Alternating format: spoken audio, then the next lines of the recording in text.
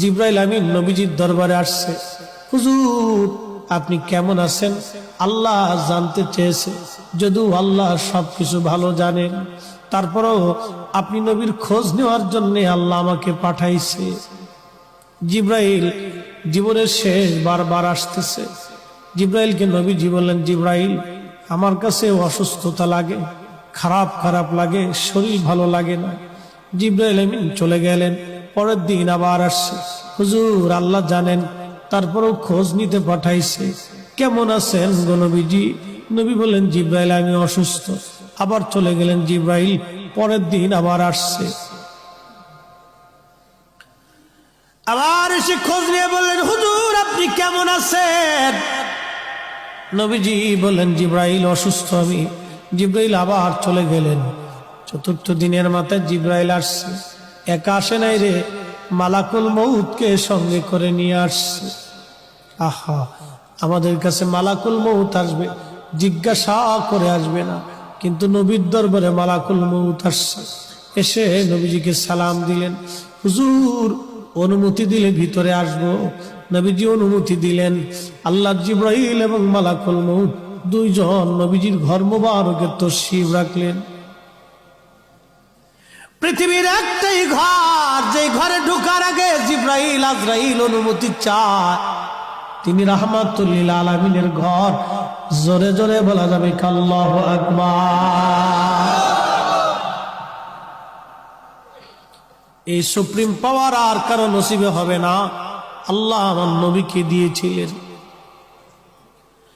জিবরাইল আমিন আজরাইল নবীজিকে সালাম দিয়ে বলেন, হুজুর আল্লাহর পক্ষ থেকে আমি আজরাইলের উপরে নির্দেশ, আপনি যদি চান আমি জান কবজ করব, যদি না চান যতদিন ইচ্ছা আপনি পৃথিবীতে উম্মতের মধ্যে থাকবেন গো নবীজি। আপনার যতদিন ইচ্ছা থাকতে পারেন, যদি আপনি হুকুম দেন আমি আপনাকে আল্লাহর দরবারে নিয়ে চলে যাব। আল্লাহ আমাকে এই হুকুম প্রদান করে আপনি নবীর কাছে পাঠাইছে। ইয়া নবী আল্লাহ, অনুমতি যদি দেন, আপনার যেভাবে অনুমতি হবে আমার হুকুম সেইভাবেই হয়েছে।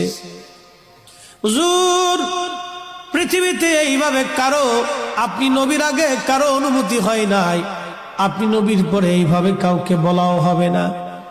ও নবীজি অনুমতি যদি দেন জান কবজ করব, যদি না দেন যতদিন মন চায় আপনি ততদিন পৃথিবীতে থাকবেন। তার মানে পৃথিবীর হায়াত নবীর ইচ্ছার উপরে নির্ভরশীল। কাজটা বললেন কেন? আরো জোরে বলেন। নবী আমার জিবরাইলের দিকে তাকায় বলেন, ভাই জিবরাইল হুকুম কে এরকম? জিবরাইল বলে, হুজুর এইভাবেই তো হুকুম হইছে, আপনি যদি চান যতদিন মন চায় থাকতে পারবেন, চলে যেতে চাইলেও নিয়ে যাওয়া হবে। তবে নবীজি আপনার মাশউক আল্লাহ আপনার দিদারে আগ্রহী হয়ে আছে। আহা হা হা হা, এ জোরে বলা যাবে কি আর রাসূলুল্লাহ? আহা হা, নবীজি কেঁদে ফেললেন। আজরাইল রে আর দেরি কইরো না, পৃথিবীতে আমি আর থাকবো না, আমি আমার মালিকের দিদারে চলে যেতে চাই, আর আমি থাকবো না, মালিকের দিদারে চলে যেতে চাই। আজরাইল আলাইহিস সালাম খুব সতর্কতার সাথে নবীজির বক্ষ মোবারকের উপরে হাত রাখলেন। বুঝতেছেনই তো মরণ বড় কঠিন, বিরাট বড় কঠিন। যখন হাত রাখছে আল্লাহ নবীজির কষ্ট হচ্ছিল। নবীজি ডেকে বলেন, আজরাইল রে আমার তো কষ্ট হয়। আজরাইল বলেন, হুজুর আল্লাহর পক্ষ থেকে আমার উপরে ফরমান, যদি আপনাকে কষ্ট দেয় আমি আজরাইলের জীবন বরবাদ হয়ে যাবে। নবী গো আপনাকে কষ্ট দেওয়া আমার জন্য হারাম। পৃথিবীতে আপনি নবীর মতো এত আশা নেই, জান কবজ আমি কোনোদিন কারো করি নাই, আপনি নবীর পরে আর এত আশা নেই কারো হবে না।